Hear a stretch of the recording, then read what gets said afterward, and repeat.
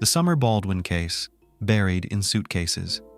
In the world of criminal investigations, when two or more crimes share similar characteristics, experts often link them as part of a series. It can take years to identify and apprehend serial criminals.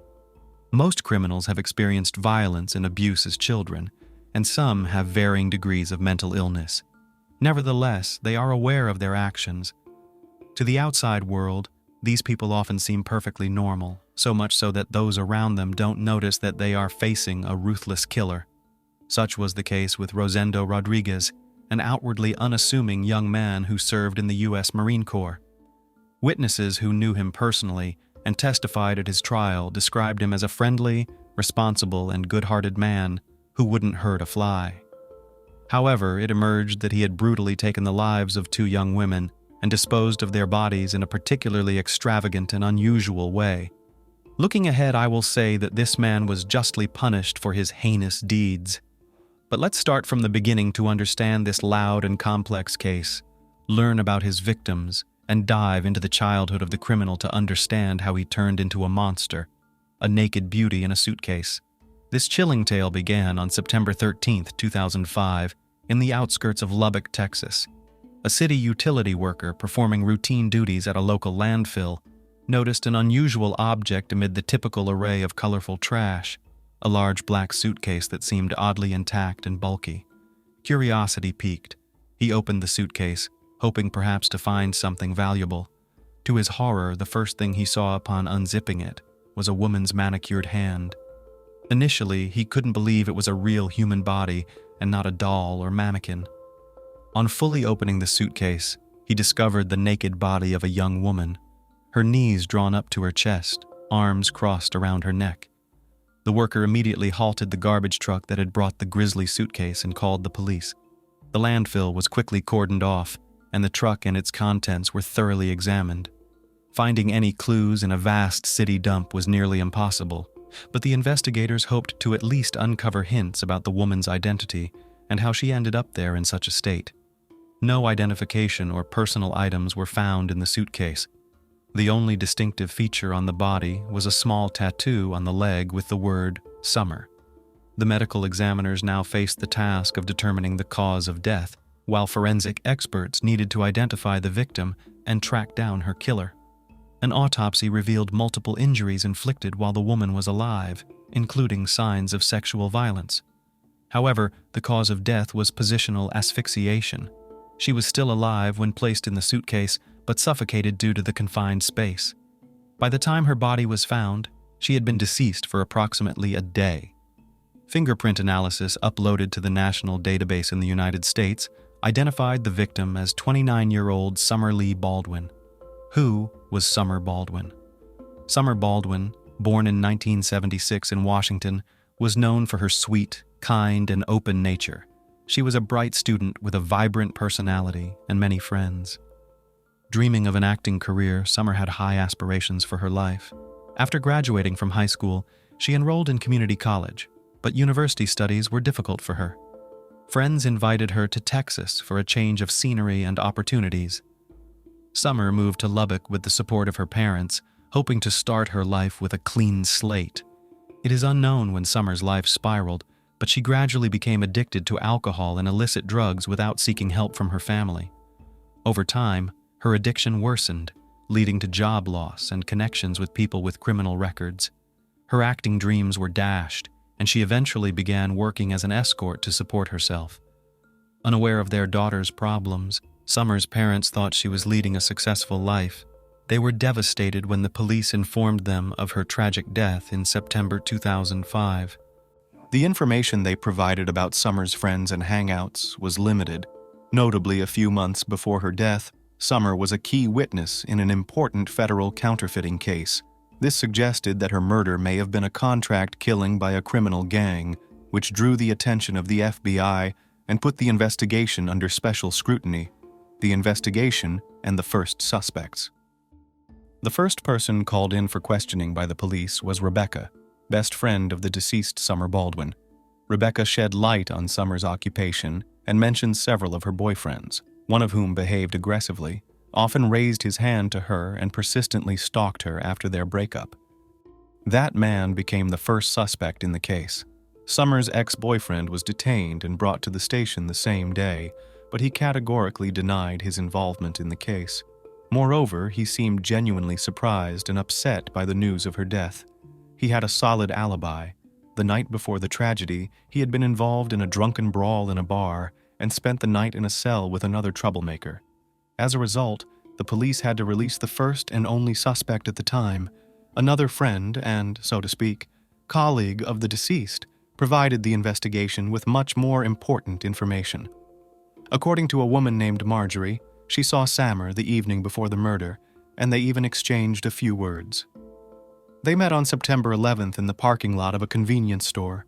Marjorie recounted that a red van pulled up to the store, from which a young, fit man of Latino appearance got out and went inside, presumably to shop.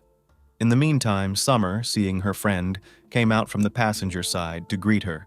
She told Marjorie that he was her client, with whom she had been meeting for the second time in recent days. After the man came out of the store, he got behind the wheel, and Summer hurried back into the van.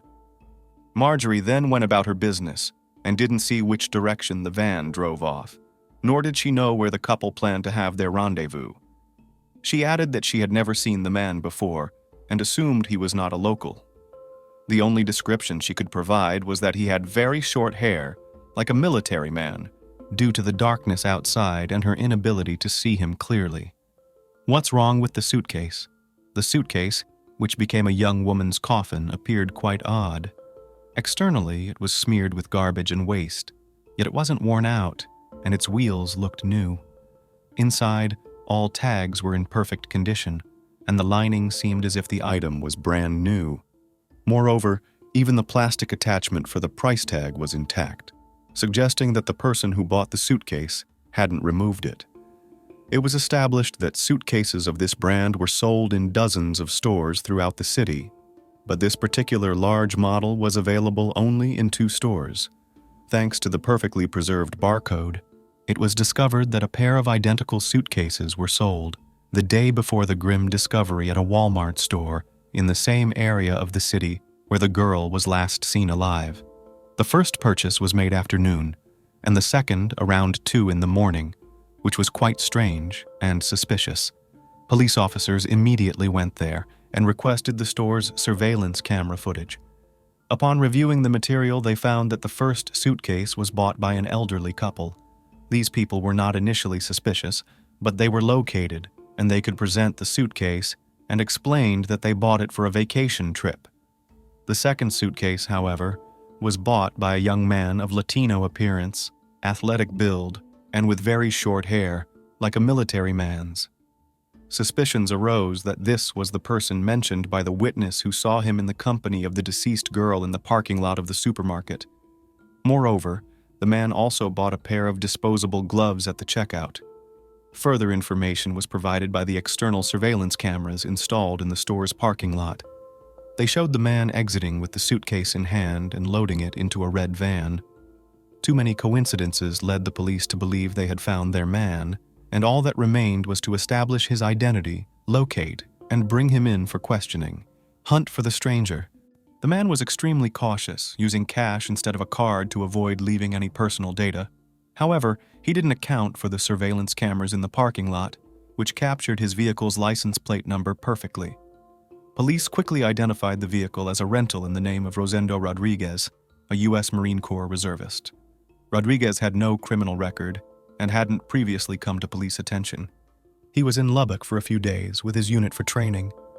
Finding Rodriguez immediately was challenging as he wasn't at the hotel where his unit stayed.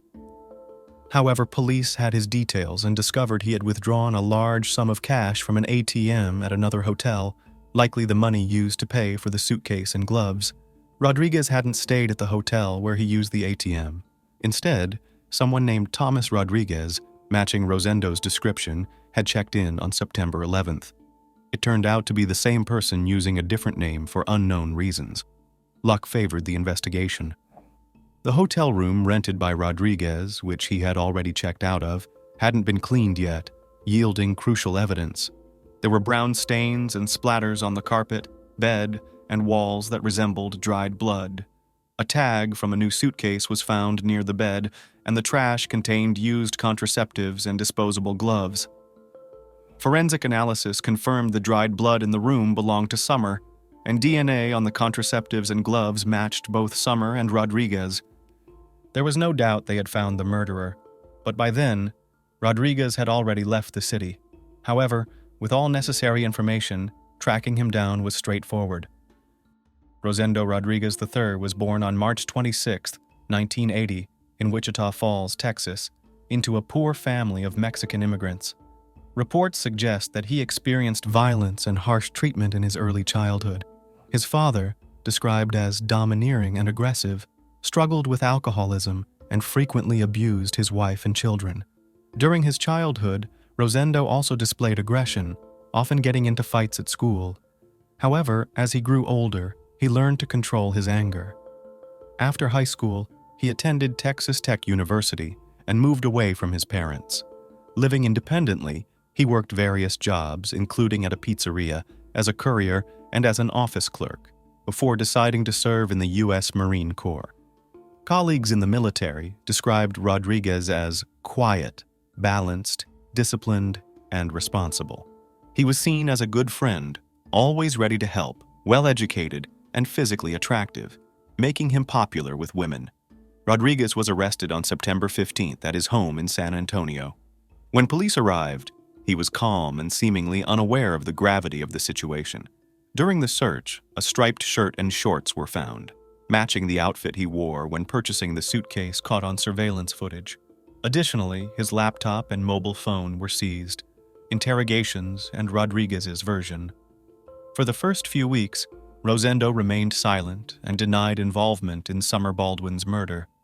However, the evidence against him was overwhelming, so following his attorney's advice, he started giving statements with his version of events, which differed significantly from the scenario built by the forensic experts. Rodriguez began by explaining that he had accidentally booked a hotel separate from his fellow servicemen. He knew only the name of the hotel chain they were supposed to stay at, chose a hotel randomly, and only after checking in did he realize the rest were at a different location. He chose not to relocate as the military leadership indicated it wasn't necessary. He failed to explain why he registered under a different name. On the morning of September 10th, Rodriguez rented a van for convenience around the city. That evening, he claimed to have met Summer Baldwin by chance. According to him, he saw a blonde woman sitting on a bench by the road, covering her face with her hands as if she was crying. Intrigued and concerned, he stopped to check if she was okay and needed help. They struck up a conversation. She calmed down, and then they went to his hotel room where they talked and drank a bit, but did not become intimate. The next morning, Rosendo drove her home, but they agreed to meet in the evening. He picked her up at the same place around 9 p.m. and went to a supermarket, where Summer saw her friend Marjorie. They then returned to the hotel, where Rodriguez said there was consensual intimacy between them. Afterward, however, Rodriguez said Summer became aggressive and demanded money, which surprised him because he did not realize he was with a call girl. When he refused, she allegedly pulled a knife out of her purse and began threatening him. He disarmed her and punched her in the face, causing her nose to bleed. Rodriguez claims he did not intend to harm her, but acted in self-defense. Moments later, Summer collapsed on the bed and convulsed, foaming at the mouth. He stated that he tried to help her, but refrained from mouth-to-mouth resuscitation because of the blood and foam on her face. After a minute, she stopped breathing. Realizing she was dead, he panicked. He went to the nearest store, bought a suitcase and gloves, returned to the hotel, put her body in the suitcase, and threw it in the dumpster, knowing that it would be taken to the landfill the next morning. He then checked out of the hotel, returned the rental car, and drove home to San Antonio as if nothing had happened. Inconsistencies in the suspect's story. Investigators immediately realized that Rosendo Rodriguez was lying because there were numerous inconsistencies in his story. For example, Marjorie, who met Summer in the parking lot the night of the crime, claimed that Summer told her explicitly that the man was a client of hers with whom they had previously had a paid meeting. Rodriguez claims that everything between them was consensual, but evidence on Summer's body indicates that she was taken advantage of. It is likely that their first night was indeed consensual, which is why Summer agreed to meet him again. Moreover, Rodriguez claimed that he only hit Summer in the face once to calm her down, but she died of a seizure. However, an autopsy found about 30 fresh bruises on Baldwin's head and body on the night of the crime, and several stab wounds. In addition, she was alive when he packed her in the suitcase, contradicting his claim that she was already dead. Another girl in a suitcase. During an investigation at Rodriguez's residence, police seized his laptop computer. A review of his search history revealed a disturbing pattern. In the 3 days prior to his arrest, Rodriguez had been actively searching for information about a girl named Summer, paying attention to whether there was an ongoing search for her and whether her body had been found in a landfill. Interestingly, Rodriguez also frequently searched for Joanna Catherine Rogers, a 16-year-old girl from Lubbock who went missing a year and a half ago. When authorities offered Rodriguez a plea bargain in exchange for information about Joanna's fate, a deal that included a reduced sentence and avoided the death penalty, he reluctantly accepted and told his story. He met Joanna, a high school student in Lubbock, in late April 2004. After a few meetings, they went to his hotel room on May 4th.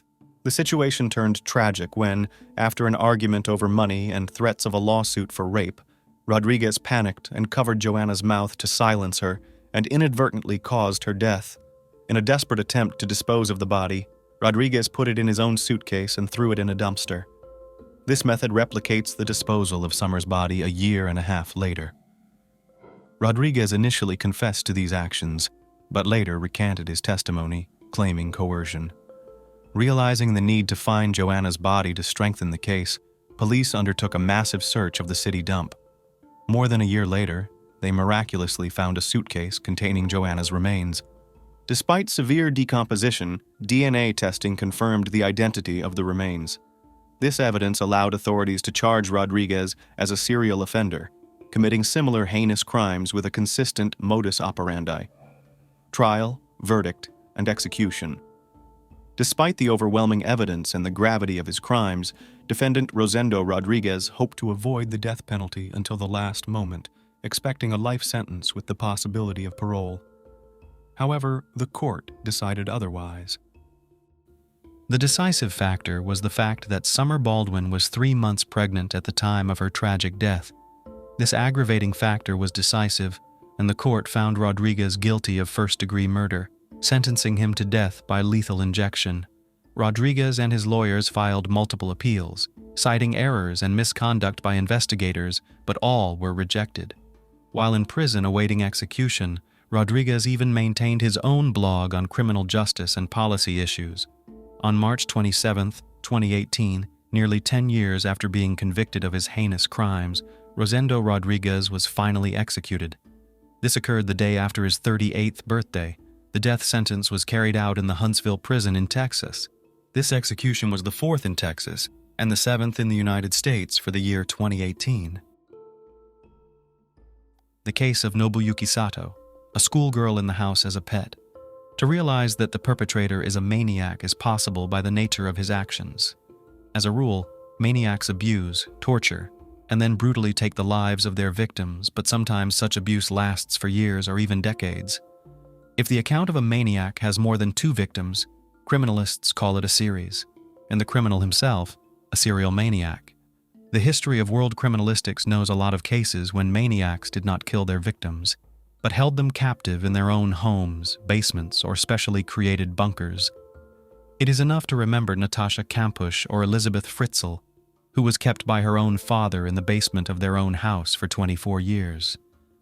Alas, there are many such stories, and what is most curious is that in most cases the hostages were, one might say, in full view of everyone, and the kidnappers had previously come to the attention of the police.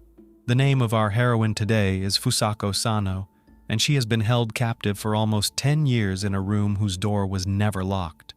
One might assume that it was her story that inspired Natasha Kampusch's kidnapper, but by the time the Japanese girl's tragedy became public, the Austrian schoolgirl Natasha had already been living in captivity for a 2nd year. But let's break down this tangled case full of drama known as the Niigata girl captivity incident from the start. Victim, Fusako Sano. A girl named Fusako Sano, later changed her name to Sachiko Yamada, was born in the small Japanese town of Mitsuke, located in Niigata Prefecture in 1980, on November 28th. She grew up in an ordinary family of average income, was a welcome and favorite child. The girl attended one of the local schools, was fond of baseball, and cheered for the local team. On November 13th, 1990, 2 weeks before her 10th birthday, Fusako, who was in the 4th grade at the time, was coming home from school. She was a little late because she had stayed to watch the school baseball game. Her parents were aware of the sporting event, so they were not particularly concerned. When the schoolgirl walked home on her usual route, it was already getting dark. On a cold autumn evening, there were almost no passers-by on the street, and rare cars were passing quickly, disappearing from sight. Suddenly, one car overtook the girl and then braked sharply and swerved in front of her. The loud squeal of brakes divided young Sano's life into before and after. Kidnapper Nobuyuki Sato. Nobuyuki Sato was born in 1962, July 15th, in the Japanese prefecture of Niigata in a wealthy family. The head of the family had its own successful business related to passenger transportation. The boy was a late child of his parents, and at the time of his birth, his father was 62 years old, and his mother was 37 years old. Nobuyuki had 5 siblings from his father's previous marriage, but he had no ties to them. The boy grew up a capricious and very spoiled child, for whom there were no inhibitions. At the same time, he was very emotional and sometimes even aggressive.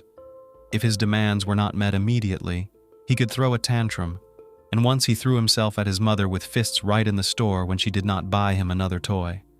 At school, Nobuyuki had almost no friends because of his complex character, strange and sometimes inadequate behavior.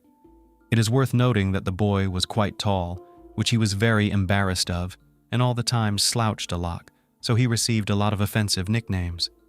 On one of the central streets of the city, the head of the family built a luxurious 2-story house in European style, where on the 2nd floor most of the part was occupied by a spacious and bright children's room for his favorite son. However, the boy did not like the room. He behaved restlessly and kept repeating that he was afraid to be there alone. Such anxious behavior and unreasonable fears became the reason to show the child to a doctor.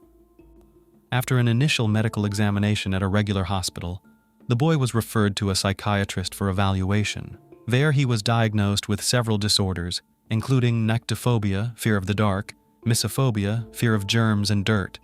In addition, the boy was found to have a strange combination of autophobia, fear of loneliness, and sociophobia, anxiety disorder related to social interaction. That is, he was equally afraid of and avoided both loneliness and contact with others. Nobuyuki always remained a loner. He had neither a girlfriend, despite his rather attractive appearance, nor friends. In high school, he actually became an outcast, and peers simply did not want to communicate with him. He could vent his anger, dissatisfaction with himself and others only on his own elderly parents, who forgave him everything and tried in every possible way to placate his son with gifts or money. As an adult, Sato did not stay at any job. He constantly got into trouble, conflicted with colleagues, and neglected his direct duties, because of which no one wanted to do business with him. The young man could go home in the middle of the workday just because it rained, and he felt sad about it. And once he intentionally injured a female coworker. He probably felt some kind of sympathy for her and was trying to get her attention. The incident was written off as an accident, but Sato was immediately fired. After that, he did not work anywhere else and lived on his parents' money. Gradually, the young man began to leave his room less and less often, and more often conflicts with his parents. After another such quarrel, the young man set a fire in his own home, which almost destroyed the entire house and its inhabitants. Then Sato was sent for compulsory treatment in the psychiatric clinic, where he was diagnosed with manic depressive disorder, outbursts of uncontrolled aggression, as well as signs of misogyny, acute dislike and hatred of female representatives of the female sex. He stayed in the hospital for a little over a month, after which he was discharged, having been deemed to pose no threat to others. For a while, Nobuyuki was relatively calm, and even started to rebuild the partially burned house and added a couple more rooms to it, but his efforts did not last long, and he simply abandoned the construction. The first attempted kidnapping and arrest. Sato became increasingly unsociable, sullen, and spent most of his time in his room watching TV. It should be noted that over time he stopped letting his mother and father not only into his room, but also, in principle, to the second floor. In case of violation of this boundary, he would pounce on his elderly parents with fists, shouting and threatening them with death. In the spring of 1989, Nobuyuki began to go for walks, but he preferred to walk near one of the local schools, where he closely watched the girls. At first he behaved with restraint, did not approach, and did not try to make contact with anyone. But one day he grabbed one of the girls right at the school gate, threw her over his shoulder, and ran to his car, which he parked nearby. All this happened in front of the other children, who immediately shouted and called for help. A school security guard and a few bystanders reacted quickly and rescued the girl and detained the kidnapper before the police arrived. The girl Sato tried to kidnap was barely 9 years old. He could not explain why he had attacked the schoolgirl, so the only logical conclusion was that Sato was charged with attempting to commit unlawful acts of violence against a minor. He faced a serious prison sentence, but at his trial, which took place in August of the same year, Nobuyuki was given only a year's probation. According to some reports, his father helped him to do this by using his connections and paying a lot of money. Moreover, soon Nobuyuki's name mysteriously disappeared from the database of criminals who were prosecuted. Here, apparently, also did not do without the efforts of his father, except that the elderly man, so zealously trying to clean up the reputation of the heir, himself went to the hospital with a heart attack and died. Sato Sr. felt an acute sense of shame and pain for the monster he had raised. The kidnapping of a girl in Niigata. A year and a half after the first failed kidnapping attempt, the 28-year-old went on the hunt again. All this time, he behaved relatively calmly, did not get in the sight of the police, and the incident that occurred in the spring of 1989 near the school, safely all forgotten. On November 13th, 1990, Nobuyuki left home, got into a car, and for several hours just drove around the city. In the evening, when it was starting to get dark, he drove to a deserted road, where he soon saw a girl coming home from school. It was 9-year-old Fusako Sano, who had, to her misfortune, been delayed at a sporting event that day. There were no people or other cars nearby, no one to call for help or police. Sato braked sharply and swerved to the curb right in front of the girl. He got out of the car, knife in hand, grabbed Fusako and threatened if she tried to scream or run away, he would slit her throat. He then shoved Fusako Sano into the trunk, and after driving down the road some more, he turned onto a vacant lot. There, Nobuyuki opened the trunk again, tied the girl's hands and feet, and taped her mouth shut. When it got dark, the kidnapper drove to his house, took the captive out of the trunk, and carried her to his room, entering through an unfinished part of the dwelling to remain undetected. Then he also went back out, and entered already through the door, as he always did. Nobuyuki went upstairs, and again threatening her with the knife, ordered Fusako to be quiet. He then tied her to the bed and told her that if she tried to leave the room or even look out the window, scream or cry, he would kill her and throw her body into the ocean so that no one would ever find it. The schoolgirl was scared to death and did everything the kidnapper said, still hoping that he would take pity and let her go. The search for the missing girl. When Fusako didn't come home from school, her parents began to worry. They knew her daughter would stay late after school to watch a baseball game, but it was getting dark outside, and she should have been home a long time ago. At first, the Sano couple tried to find their daughter on their own, following her usual route from home to school, but their efforts were unsuccessful.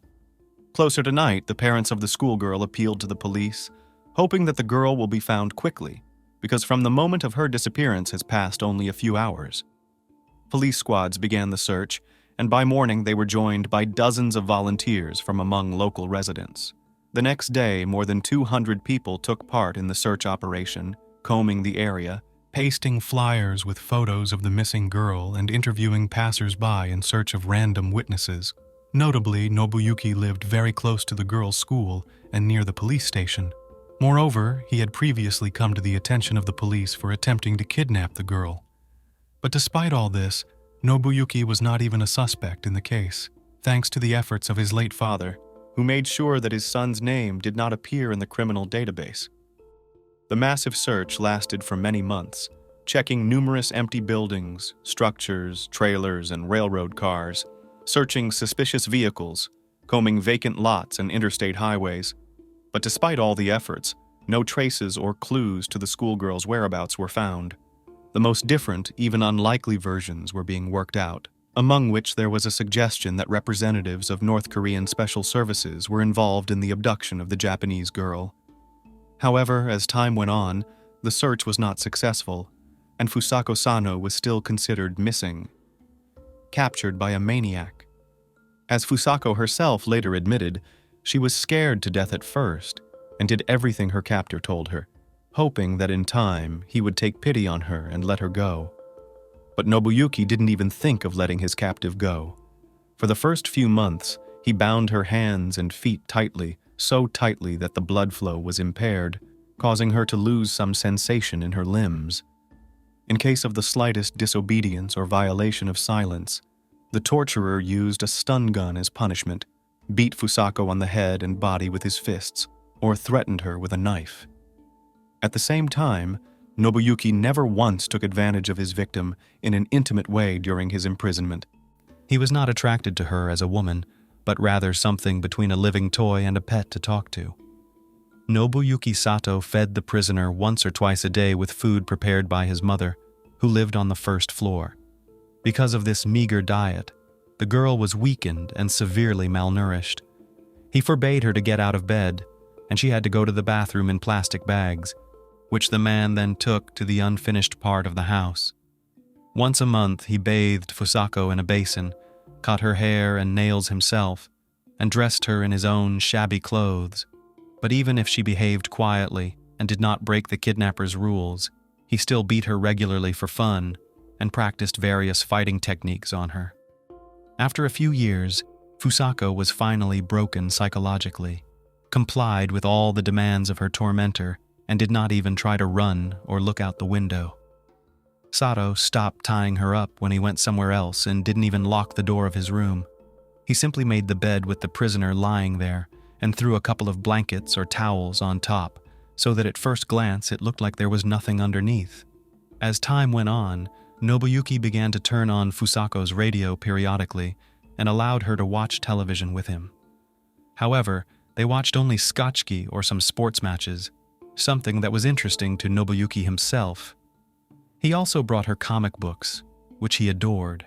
It was the only thing Fusako had read in her years of confinement.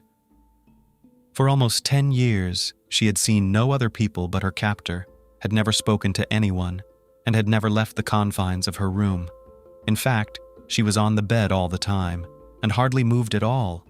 The girl was so resigned to her fate that she did not even try to resist, escape, or make herself known. Mother abuse and police indifference. Nobuyuki's mother lived on the first floor of the house, and for years had not entered her son's room because he threatened to beat her if she broke the ban. The woman knew her spoiled and violent son all too well, so she followed his rules. After Nobuyuki put a prisoner in the room, he forbade the mother to even go up to the second floor, and when she once tried to do so, he simply pushed the elderly mother down the stairs. She worked as much as she could and tried to stay home as little as possible. But when she retired in 1996, at the age of 73, her life became simply unbearable. Her son regularly abused his mother, beat her, and forced her to follow a series of rules he had invented. Finally, the elderly woman could not stand it, and in the spring of 1996 went to the police, where she wrote a statement that she was a victim of domestic violence by her own son. But the police, apparently, did not want to deal with the case, and therefore persuaded Mrs. Sato to withdraw her statement and independently deal with the family problems. The pensioner also twice applied for consultation to the public health center, where she complained about her son's inadequate and aggressive behavior and asked to hospitalize him in a psychiatric hospital. But even here, she was refused, considering such a reason not serious enough and advising her to persuade her son to go to the clinic for help himself. Almost 4 years later, in January 2000, the exhausted elderly woman, after another beating, called the hospital and asked for a medical team to be sent to her house, as well as representatives of law enforcement, because her son was holding her tied up and had tasered her several times. An unexpected discovery. This time, the officials finally responded to the pensioner's complaints and went to the address. When the ambulance and police car arrived at the house, Nobuyuki became visibly nervous. He began to behave aggressively, resisted, and tried to fight. Because of this inappropriate behavior, he had to be handcuffed, and the medics injected him with a large dose of sedatives. The beaten elderly woman admitted that she was afraid of her son, whose behavior was becoming more and more aggressive and uncontrollable. She also said that she had not gone up to the second floor of the house for many years because the air forbade her to do so, threatening to kill her. The police officers decided to check the second floor and Nobuyuki's room. As soon as they entered, they noticed a pile of blankets lying on the bed, which suddenly moved slightly. Pulling back the blankets, the police officers were dumbfounded to see a very thin, pale, and exhausted girl underneath them. When they asked her who she was and how she came to be here, she very quietly gave her name and said that she had been kidnapped on her way home from school a long time ago. After the gruesome discovery, Nobuyuki's mother was brought into the room and asked her if she knew the girl. But the woman was very surprised and claimed that she had no idea that anyone other than her and her son lived in their house. The captive also confirmed that she had never seen the woman before. Confessions of a maniac. The same day, Nobuyuki was brought to the station for questioning, and what he told literally shocked the police officers. He remembered in detail the day he was driving along the road and saw Fusako. According to the detainee, he thought the girl was very cute and wanted to take her home with him. Sato claimed that he took care of her. He fed her, washed her, dressed her, and read her comic books, and punished her only for disobedience. He also admitted that he loved his captive as a friend, and she seemed to love him too. He had no intention of ever letting her go, and hoped she would stay with him for life. He loved spending time with her. He could talk to the girl for hours about skaks, soccer, music, or his favorite comic book characters, and she would listen silently. He added that he never locked his bedroom door, but Fusako never tried to escape, which he concluded meant she liked living with him. Consequences, trial, and sentence. After a medical examination, the doctors concluded that, despite his mental disorder, Sato was able to recognize his actions and could therefore stand trial. His mother could be involved as an accomplice because the elderly woman, at the request of her son, regularly bought feminine hygiene products in the supermarket and could suspect something wrong. But it was taken into account the fact that she repeatedly contacted the police and medical institutions, but her requests to visit the family home were ignored. The case was widely publicized even before the trial began, and the city police were strongly criticized because Nobuyuki had been previously prosecuted for attempted kidnapping of a schoolgirl, but when he brought his plan to the end, he remained above suspicion. As a result, the local police chief and the head of the regional police department, who failed to control the situation from the beginning and made a lot of mistakes, were removed from their posts. Nobuyuki Sato was brought to trial in May 2000. All his actions, and even the smallest offenses, were studied in detail and attached to the case because the prosecutors tried to achieve for the kidnapper of the maximum possible punishment. As a result, Sato was found guilty and sentenced to 14 years in prison. Such a term was considered the maximum. He was released in the spring of 2015. By that time, his mother had long died in a home for the elderly, and Nobuyuki had no other relatives. He himself was found dead a year and a half later in early 2017 in a small rented room. The cause of his death was not disclosed.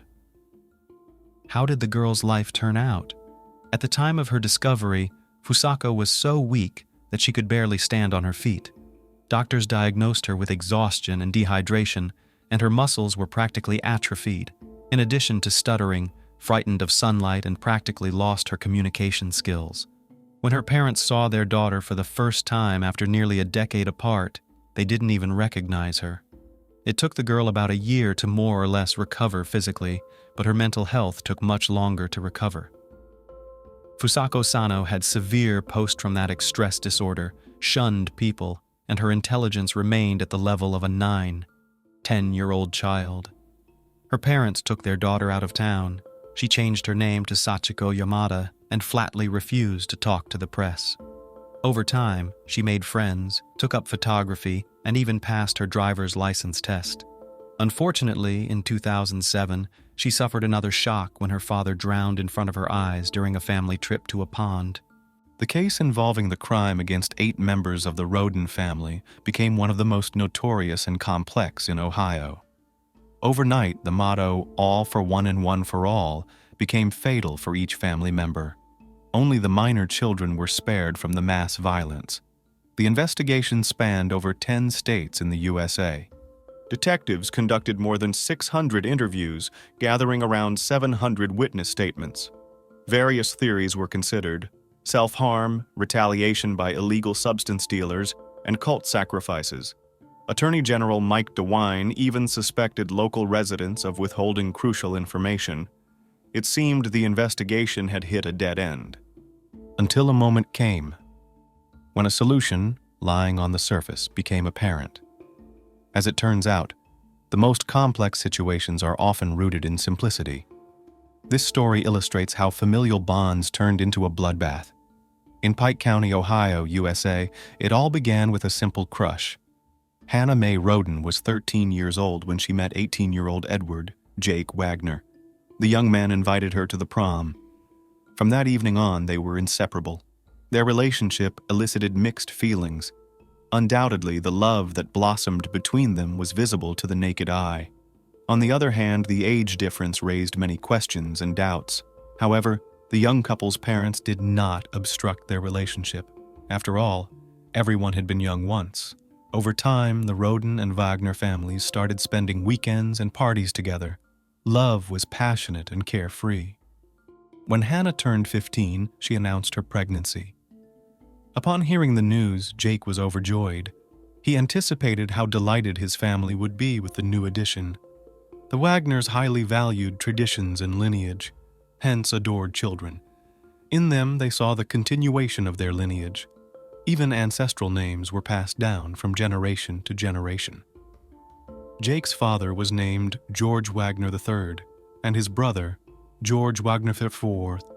The Rodens, on the other hand, had a simpler, less ostentatious approach to children, but this did not diminish their family values. Christopher and Dana Roden, Hannah's parents, remained very close and united even after their divorce.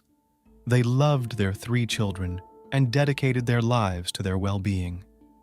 Unlike the Wagners, the Roden family had a modest income. 40-year-old Christopher worked as a handyman at the Big Bear Lake family complex, while 37-year-old Dana was a nurse's aide at a youth rehabilitation center. Nevertheless, they managed to instill humanity and diligence in Christopher Jr., Hannah, and Clarence, Frankie. Everyone was thrilled about the arrival of little Sophie. To celebrate her birthday, a grand party was organized. Soon after, Jake suggested that Hannah move in with him and his family, arguing that it would make life more comfortable for both of them, a point hard to contest when living in a trailer. His logic seemed sound, but Hannah declined. By that time, she had come to understand her partner better and saw the invitation as an attempt to limit her independence. Moreover, the once caring and attentive young man had become suspicious and aggressive. Jake had resorted to physical aggression on several occasions.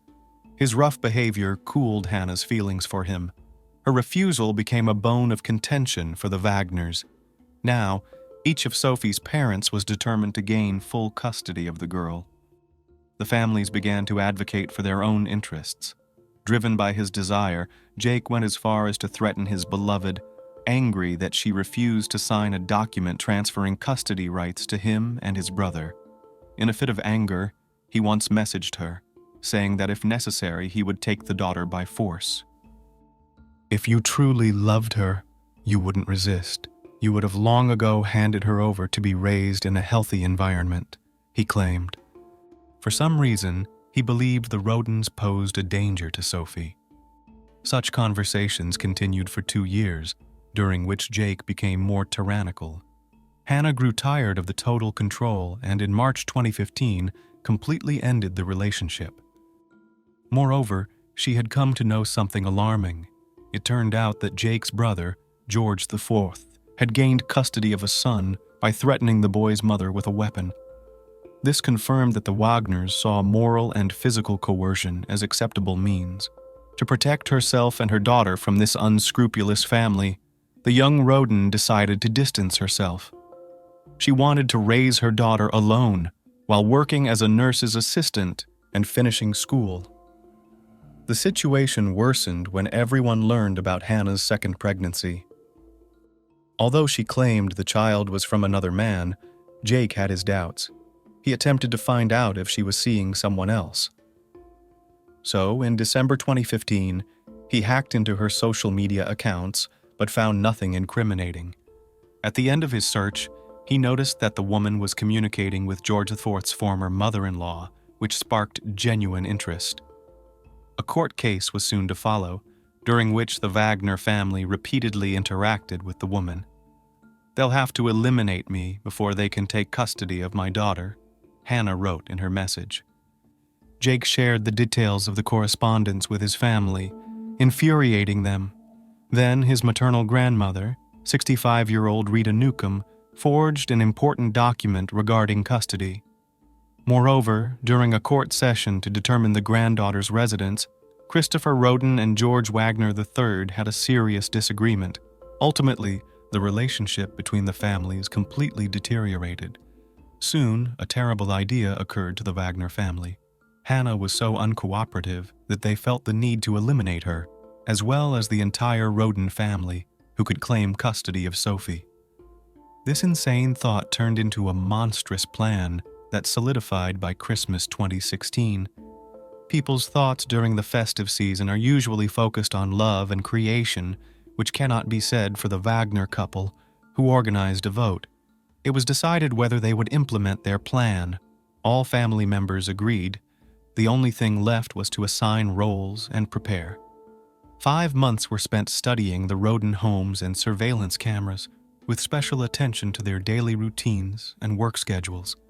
Each person in the criminal plot was responsible for something. For instance, Angela Wagner bought sneakers for all family members to wear at a predetermined time. To prevent the victims from seeking help, she acquired a special device to block communication, planning to secretly install it on the Rodens' phones. To minimize noise, George III suggested making homemade silencers. He also took care of the transportation on the night of the crime, aiming to secure a van that would not draw attention. Sophie was to stay safe at home with Angela, as the court had granted Hannah and Jake joint custody. The Wagners chose a time when it was their turn to look after the girl, meticulously planning every detail for a flawless execution. On the night of April 21, 2016, George Wagner III decided to visit Christopher Roden, allegedly to offer him a job opportunity that could improve his financial situation. The job offer was merely a pretext to gain entry into the house. Unsuspectingly, Roden Sr. opened the door. On the morning of April 22, 2016, at about 8 p.m., Bobby Jo Manley, Dana Roden's sister, entered Christopher's trailer. She did this daily since the day he had offered her a job. Bobby took care of the animals belonging to the Roden family. She noticed someone was inside, which was unusual for that time when everyone typically went about their business. Inside the trailer, in a pool of blood, lay Christopher and 38-year-old Gary, his cousin. The men lived together. In horror, she grabbed the phone and dialed emergency services, reporting what she had seen and requesting assistance at 4077 Union Hill Road. Shocked, Bobby proceeded to the homes of other relatives. She knocked loudly on one of their doors. Soon, a 3-year-old boy, Clarence Roden's son, appeared. She asked him where his parents were, but the boy did not respond, only pointing towards the bed. Entering the house, she screamed at the sight of 20-year-olds Clarence and Hannah Hazel, his wife. The couple was deceased, with their 6-month-old baby stirring between them. alive but splattered with the blood of his parents. After Bobby's 911 call, the police immediately headed to the given address. As they approached the Roden property, they were stopped by a neighbor. Sensing trouble, he asked the officers to check 2 more addresses of the family members. He was right. In the third trailer, police found bloodied bodies. The victims were identified as Dana, 19-year-old Hannah, and 16-year-old Christopher. The attackers spared Hannah's youngest child, a baby girl only a few days old. Later, another victim was discovered, 44-year-old Kenneth, the elder Roden's brother, who lived a 15-minute walk from the others. By 2 in the afternoon, 8 victims had been identified: Christopher, Dana, Clarence, Hannah Hazel, Christopher Jr., Hannah May, Kenneth, and Gary. The only survivors were small children, a 3-year-old, a 6-month-old baby, and a newborn just 4 days old, along with 2-year-old Sophie, who was at the Wagner's home at the time of the incident. After examining the bodies, police surmised that all of the victims had been killed in their sleep by gunshot wounds. Detectives later pieced together the events of that night. The patriarch of the family was awake when the attackers burst into the house, as evidenced by a wound on his right arm. Christopher attempted to defend himself, but was hit with 9 shots to the head, torso, and limbs. 5 bullets were removed from Dana Roden's neck and head. The rest of the family was killed by gunshots to the head. Gary was shot 5 times. Christopher Jr. was shot 4 times. Clarence and his wife Hannah were shot 3 times each, and Hannah May was shot twice.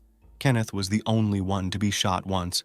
In total, the assailants fired 32 shots, some even posthumously. In addition, bruises were found on some of the bodies, indicating physical abuse.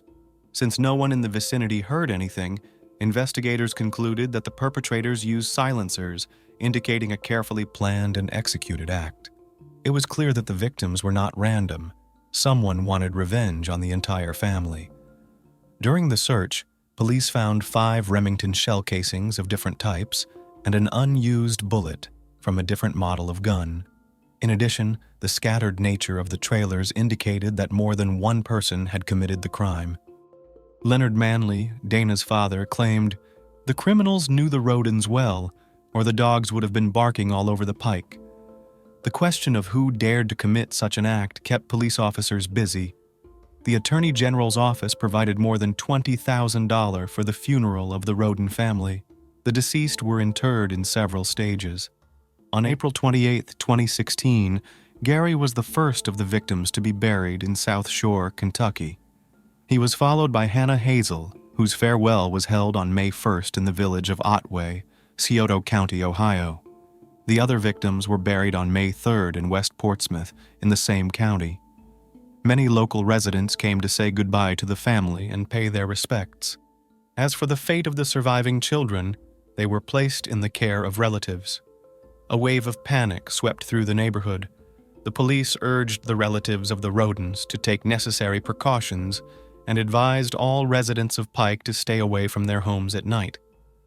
The cold-blooded mass murder outraged residents across the state, who demanded that the results of the investigation be made public and that the perpetrators be apprehended as soon as possible.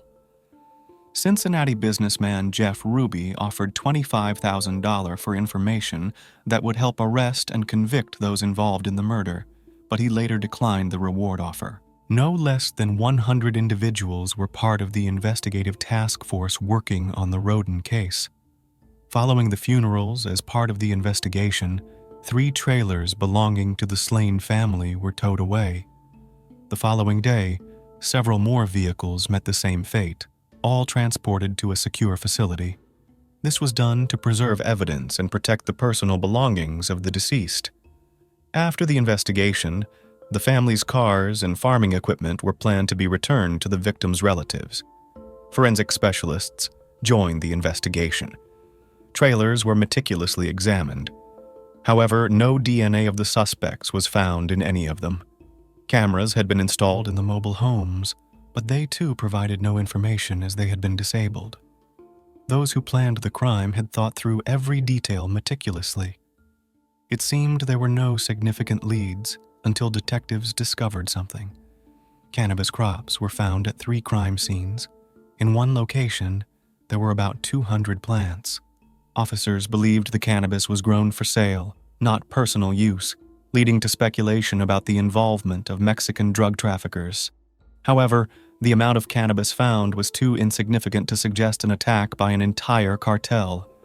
In January 2017, a close relative of the Roden family was arrested for drug trafficking, which was considered a coincidental circumstance. Leonard Manley stated that his daughter had no involvement with the cannabis operations. "They're trying to drag Dana through the mud, and I don't like it," he asserted. Some family members confirmed that Christopher and Kenneth Roden, the older brothers, grew marijuana but were unaware of any large-scale cultivation. The theory of a family feud over criminally obtained money was also debunked. Alongside the prohibited substances, specialized equipment for breeding chickens for cockfighting, as well as cages with fighting cocks, were found at the Rodens. It soon became clear that illegal cockfights were not the cause of the homicides either. Months went by without uncovering the true motive behind the crime. It reached a point where, on April 13, 2017, local authorities announced they lacked sufficient evidence to make any arrests. Nevertheless, prosecutor Rob Young stated the investigation was ongoing, suggesting they had some leads they were not yet ready to disclose. Another year passed, and the second anniversary of the mass crime received little attention, with no coverage in the local press, and neither the sheriff nor the prosecutor attending the memorial service. This led the community to believe the investigation had stalled. Unexpectedly, on May 12, 2017, a SWAT team raided a home in Pike County, 10 miles from the crime scene, initially searching for suspects, but later revealed to be gathering evidence. Detectives also searched a house in Adams County once owned by Jake Wagner, though he had sold it by then. On June 20, 2017, the investigation publicly shifted focus to the Wagner family. 26-year-old Jake, 27-year-old George III, 47-year-old George IV, and 48-year-old Angela, who lived 15 miles from the victims. The Wagners had moved to Kenai, Alaska, citing difficulties staying in the area. They claimed to have loved the Roden family, stating their deaths caused them immense suffering. Rob Young's words from a year earlier proved true, as the investigation had made a breakthrough and was now seeking information from the public on the Wagners' discussions about firearms, ammunition, vehicles, etc., 2 years prior. It wasn't long before the suspects, running low on funds, returned to Ohio, where detectives had gathered enough evidence for arrests, including proving Jake had hacked into Hannah's account. During the examination of the Wagner family's devices, search queries related to guardianship were discovered. It was also found that Angela had purchased sneakers for the entire family just a few weeks before the crime. The tread pattern of one of these matched that found in one of the trailers. Officers believed Angela was the mastermind behind the horrific scheme, with Jake as the primary executor. According to the investigation, each family member was involved in the criminal act. On November 13, 2018, the Attorney General announced the arrest of the Wagner couple, as well as their sons. They were charged with planning and carrying out the termination of life. Rita Newcomb, Angela's 65-year-old mother, and Frederica Wagner, George III's mother, were also arrested.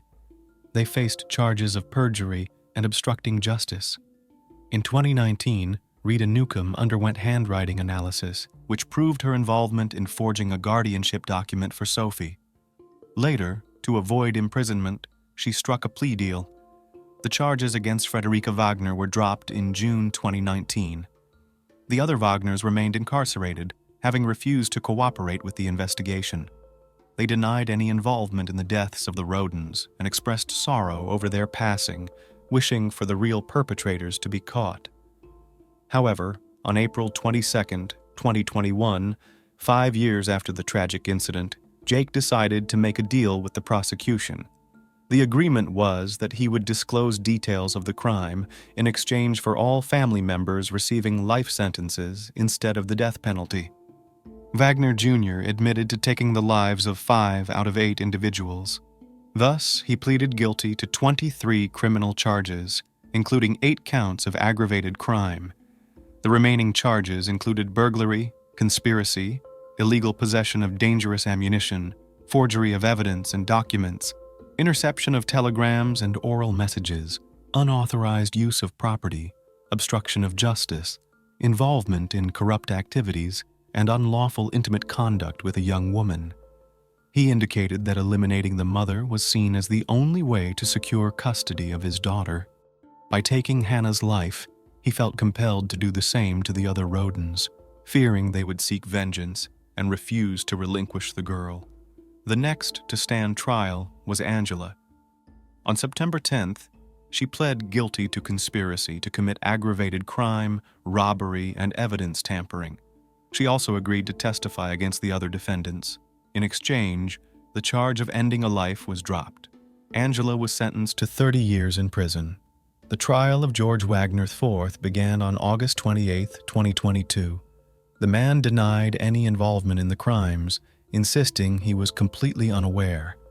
Conversely, the prosecution argued his participation in planning, executing, and concealing the crimes.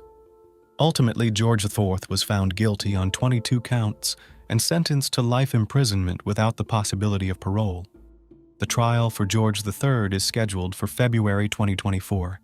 Despite his entire family being convicted, he continues to claim innocence, likely facing the same fate as his older son.